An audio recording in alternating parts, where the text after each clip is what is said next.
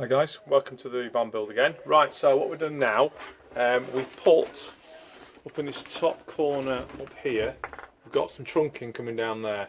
So the wires from my, what's it called? Solar panel. We've got two wires from the solar panel coming up or coming down here. These two wires here, they join this trunking here. They go down behind this bulkhead here. Back out the bottom and then back up, and they then come out here.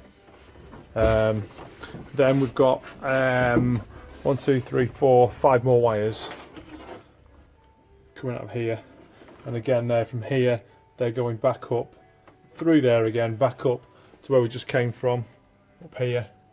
One there, one of them coming up here for a light above the kitchen. I've decided we're going to put the kitchen on this side again now. We've changed of plan. So it's definitely going to this side here, the kitchen.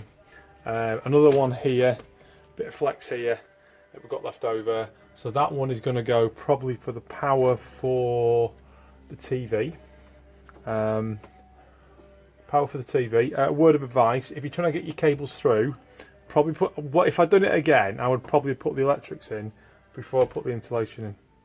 And I'd probably got this trunking pulled out straight, put all the cables in one go before you put a bend in it. Some of these cables are an absolute pig to get out. It's amazing, you can pull like hell, put your entire body weight on it, nothing moves, give it a tiny little shove from the end and it goes through. But getting that many wires through it was real hard work. So that's done there. Over above the ceiling here, we've got some wires coming out here. We've got one here which is going to be for the fan, so that's coming from over there up here inside this to the fan. Another one here is going to be for the ceiling light. I've decided on one big LED light in the middle here, and then over on this side here we're going to stick a reading light on the wall there. So what I've done, I've just utilised the same cable that's here with a loop in it. So once we've connected to that, we will then wire it in parallel to the reading light. We can't run in series, because if we go in series and that light goes, that'll go as well. So that's going to be done in parallel there. Right, split charger system. So, Renault Trafic, I have found for you. In the front, behind the front seat, there's a cross member, which looks like